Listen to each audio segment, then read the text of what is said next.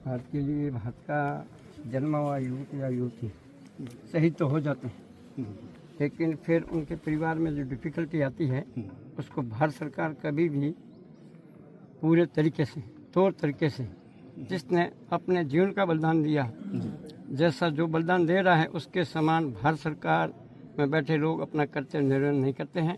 मेरी तो आपसे यही गुजारिश है कि आप जो देश के लिए शहीद होता है उसके परिवार के लिए पूर्ण रूप से भारत सरकार का सहयोग रहे।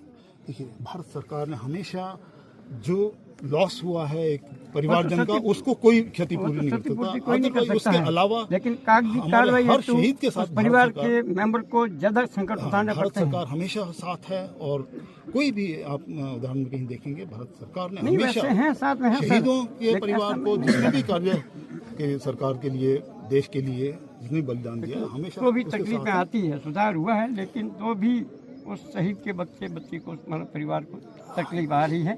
उसका भारत सरकार थोड़ा गौर करके करें उसकी तो जिम्मेवारी आने वाली पीढ़ी में भारत सरकार के प्रति जो भी युवक या युवती होगा उसका सेवा देने का और मन ज्यादा करेगा। हाँ, आप बिल्कुल इससे निश्चिंत रहिए, हम पूरी जिम्मेवारी निभाएंगे जो परिवार के लिए है, परिवार के प्रति है, बच्चों के प्रति है, पूरी उसके जो है कोई उसमें कमी आपको नहीं महसूस होगी। और कोई भी गुजारिश हो रही है, शहीद के नाम के ऊपर गांव रेवेन्यू विलेज के अंदर 2 विद्यालय, दोनों विद्यालयों का नामकरण शहीद के नाम पर किया है। शहीद डालूराम डूडी राजकीय उच्च प्राथमिक विद्यालय बनानी की ढाणी या शहीद डालूराम डूडी राजकीय प्राथमिक विद्यालय बनानी। हमारे गांव के किसी बच्चे को कोई तकलीफ नहीं होगी। अचानक हुआ, इसलिए इसमें पहले से कोई सोच विचार नहीं किया पहले जा सकता, क्योंकि हम कभी चाहते भी नहीं है कि कोई ऐसे शहीद की, ऐसा हम सोच भी नहीं रहे थे। अभी जब ये चीज आई है तो अब ये चीज हो ही गई है, इस बारे में हम जिला प्रशासन, हर शहीद के परिवार का मनोबल बढ़ाने के लिए ऐसा किया जाता है सरकारी संस्था के ऊपर। इस बारे में पूरा विचार। आजादी के बाद ग्राम पंचायत के प्रथम शहीद श्री डालूराम जी डूडी, प्रथम